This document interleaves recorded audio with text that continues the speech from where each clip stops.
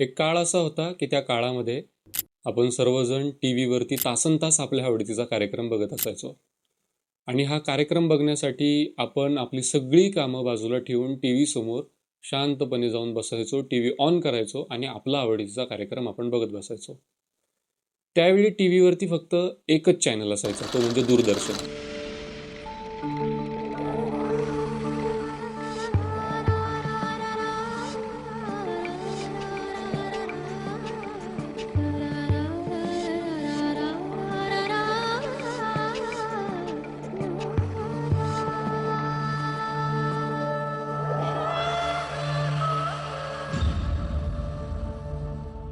दूरदर्शन चॅनलवरती अनेक कार्यक्रम असायचे. त्यामध्ये मनोरंजनाचे कार्यक्रम असायचे, बातम्या असायच्या, चित्रपट असायचे, वेगवेगळे कार्यक्रम असायचे, शोज असायचे. आणि हे सगळे कार्यक्रम बघण्याची एक प्रकारची आवड आपल्यामध्ये निर्माण झाल्यामुळे टी व्ही हे एक आधुनिकच माध्यम, ज्याच्यामध्ये आपल्याला काहीच करायची गरज नसते, फक्त त्याच्यासमोर जाऊन बसायचं आणि चित्रफिती बघत बसायच्या. हे माध्यम इतकं जास्त पॉप्युलर झाल्यामुळं आणि ते जनमानसांच्या प्रचंड मोठ्या प्रमाणात आवडीचं झाल्यामुळं, खास करून रामायण महाभारत या सिरियल्सच्या काळामध्ये टी व्ही हा सगळ्यांच्या जगण्याचा एक अविभाज्य घटक होऊन गेला होता. आणि याच काळामध्ये दूरदर्शन चॅनल्स नंतर वेगवेगळे चॅनल्स ज्यावेळी 1990 नंतर भारतामध्ये सुरू झाले, त्यावेळी टी व्हीची पॉप्युलरिटी, प्रसिद्धी आणखी जास्त मोठ्या प्रमाणात वाढली गेली. आता केवळ आपल्याला एका चॅनलची मर्यादा नाही. त्यावेळी काय असायचं, एका चॅनलवरती दाखवलेले जाणारे कार्यक्रम तेच आपल्याला बघायची मुभा असायची. त्याच्या पलीकडे आपण वेगळं काही पाहू शकत नव्हतो. आता चॅनल्स बदलण्याची सोय आली. वेगवेगळे चॅनल्स आले, वेगवेगळे कार्यक्रम आले. वेगवेगळे कार्यक्रम आले, वेगवेगळे मनोरंजन निर्माण झाली. आणि वेगवेगळी मनोरंजन जशी निर्माण झाली तशी आपली आवड आणखी वाढत गेली आणि टी व्ही समोर आपण आणखीन वेळ, जास्तीत जास्त वेळ बसायला लागलो. स्पोर्ट्सचा वेगळा चॅनल्स निर्माण झाल्यामुळं ज्यांना स्पोर्ट्स आवडतं त्या लोकांसाठी तर आणखीनच आनंदाची गोष्ट झाली. आणि ते दिवसभर आपण सगळेच, भारतामध्ये तर क्रिकेटची मॅच म्हणजे सारा देश नर की खाई में झोंका जा रहा है और ये साला पूछता है क्रिकेट का स्कोर क्या है.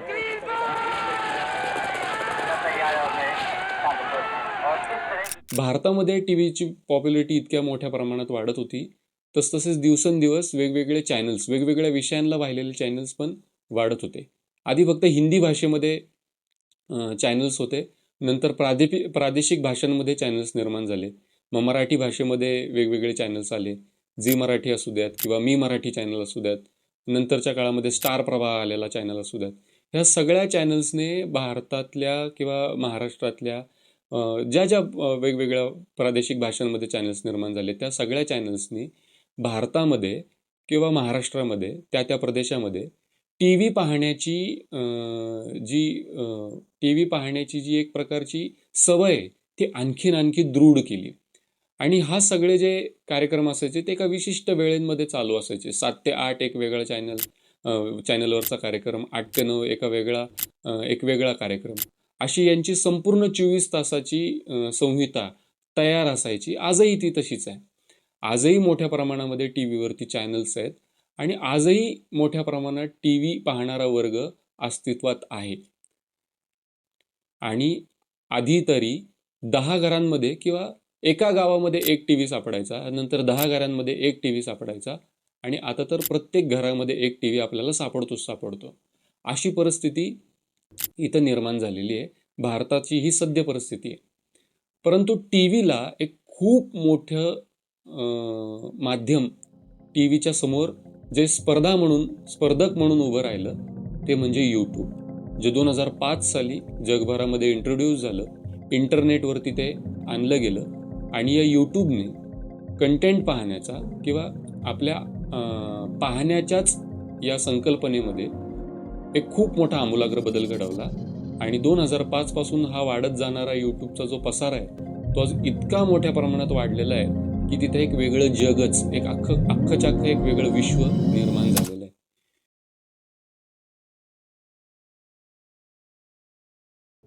यूट्यूबमुळे एक खूप मोठी क्रांती अशी घडवली की आता इथं विषयांना, चॅनल्सला अजिबात मर्यादा नाही. आज जर का तुम्ही यूट्यूबवर जाऊन पाहाल तर यूट्यूबवरती हजारो विषयांचे नाही लाखो विषयांचे वेगवेगळे चॅनल्स, हजारो चॅनल्स यूट्यूबवरती निर्माण झालेले आहेत.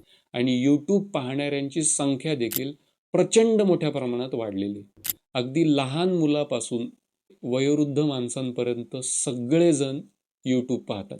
तशी परिस्थिती टीव्हीची पण होती. सगळ्या वयोगटातली माणसं टीव्ही पाहत होती.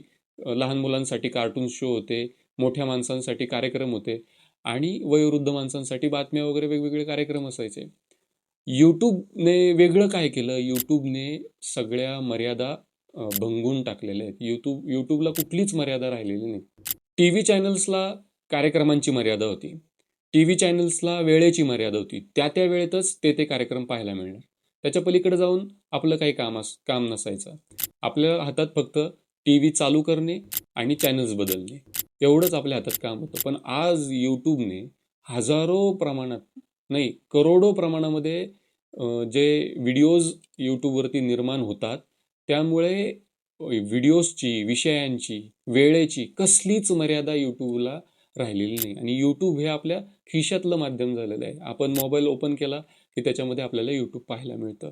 यूट्यूब आता इतक्या मोठ्या प्रमाणात युनिव्हर्स सारखंच वाढत चाललेलं आहे. त्याच्यामध्ये हजारो विषय आहेत, हजारो कंटेंट आहेत, लाखो गोष्टी आहेत पाहण्यासारख्या आणि त्याला विषयांचं अजिबात बंधन नाही. कोणी फूड ब्लॉगर्स असतं, कोणी ट्रॅव्हल व्लॉगिंग करतं. वेगवेगळ्या प्रकारे वेगवेगळ्या माध्यमातून यूट्यूब आता प्रत्येक आयुष्याच्या जगण्याच्या प्रत्येक भागापर्यंत पोहोचलेलं आहे.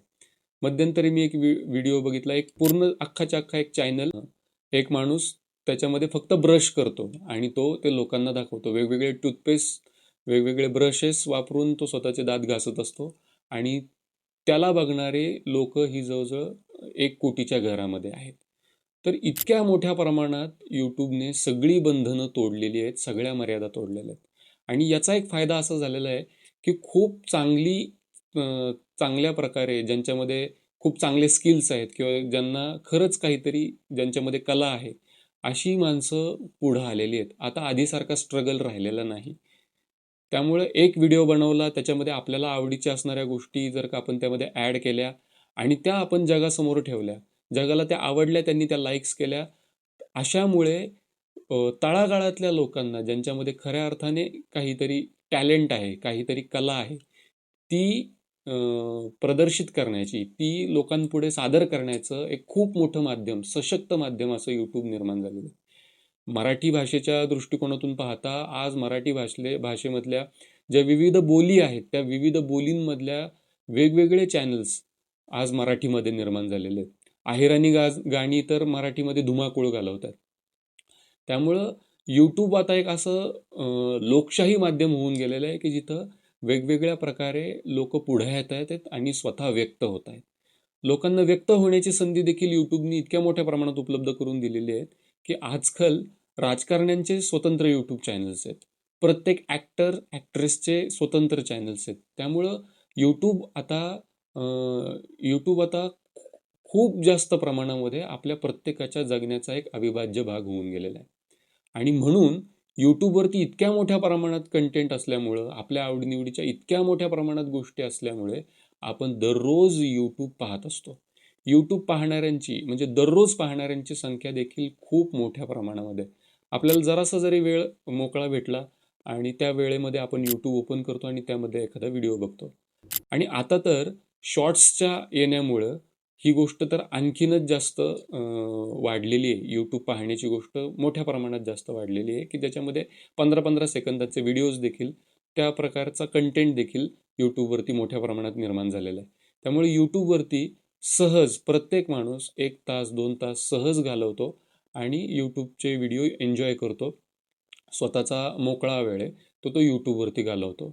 यूट्यूब हे असं आपल्या रोजच्या आयुष्यातलं एक महत्त्वाचं माध्यम होऊन गेलेलं आहे. पण याचबरोबर आणखीन एक गोष्ट जी आपण विचार करायला हवी ती म्हणजे आता आपण यूट्यूब का पाहतो या गोष्टीवरती विचार करायची खूप जास्त गरज. यूट्यूब आपण का पाहतो? यूट्यूबवरती जर का 2 तास किंवा 3 तास आपण जर का आपला वेळ घालवत असू तर यूट्यूब आपण का पाहतो हा प्रश्न आपण स्वतःला विचारायला हवा. आणि त्या प्रश्नामधून आपल्याला अनेक गोष्टी लक्षात येतात की हळूहळू असं होत जातं की यूट्यूबवरती पाहण्याचं कंटेंट पाहण्याची जी आपली सवय आहे ती इतकी दृढावत जाते की नंतरच्या काळामध्ये आपण पाहत आहोत की आपल्याला पाहायला लावलं जात आहे ही गोष्ट आपल्या लक्षात येत नाही. त्यामुळं अशी कंडिशन आता मोठ्या प्रमाणात निर्माण झालेली आहे की आपण बऱ्याचदा काय पाहतो हे आपल्याला समजत नाही. आपण त्या अल्गोरिदममध्ये अडकत जातो आणि यूट्यूब जे दाखवल ते आपण त्यामध्ये बघत राहतो. अशी परिस्थिती निर्माण झाल्यामुळं आता खरंच यूट्यूब आपण का पाहतो हा प्रश्न आता आपण स्वतःला विचारायला हवा. आणि हा प्रश्न आपण स्वतःला विचारल्यानंतर आपण कुठेतरी यूट्यूब पाहण्याबाबत जागृत राहू आणि यूट्यूबवरचा जो कंटेंट आहे तो आपण डोळसपणे आणखी डोळसपणे पाहायला सुरुवात करू. ही गोष्ट आपल्या लक्षात आल्यानंतर आणखीन एक गोष्ट आपल्या लक्षात येईल की ह्या सोशल मीडियाची निर्मिती किंवा यूट्यूब सारख्या माध्यमांची निर्मिती कशासाठी झालेली आहे. ही निर्मिती ह्यासाठीच झालेली आहे की लोकांनी अधिकाधिक यूट्यूब पाहावे, लोकांनी अधिकाधिक हे ॲप यूज करावे, सोशल मीडिया अधिकाधिक पाहावा. यामुळे काय झालेलं आहे की मोठ्या प्रमाणात जाहिरातीकरण यूट्यूबवरती किंवा सोशल मीडियावरती वाढलेलं आहे. आणि या जाहिरातीकरणांमुळे वेगवेगळ्या कंपनीज मोठ्या प्रमाणात यांमध्ये पैसा ओतत आहे. आणि जाहिरात झाल्यामुळं लोकांपर्यंत हा कंटेंट इझिली त्यांच्यापर्यंत पोचल्यामुळं त्यांची विक्री देखील मोठ्या प्रमाणात वाढलेली आहे. म्हणून बऱ्याचदा आपण या यूट्यूब पाहण्याच्या किंवा सोशल मीडिया वापरण्याच्या सवयीमध्ये इतक्या अडकून जातो की त्या अल्गोरिदममधून आपल्या भावविश्वावरती आपल्या मनावरती नकळत परिणाम होऊन त्या सगळ्या प्रोडक्ट्सची किंवा त्यांच्या ॲडव्हर्टाइजमेंटची इतक्या मोठ्या प्रमाणात छाप, गडद छाप आपल्या मनामध्ये निर्माण होते की आपण ते प्रोडक्ट्स सहजरित्या विकत घेतो आणि ग्राहक बनून जातो ह्या सगळ्या गोष्टींचे.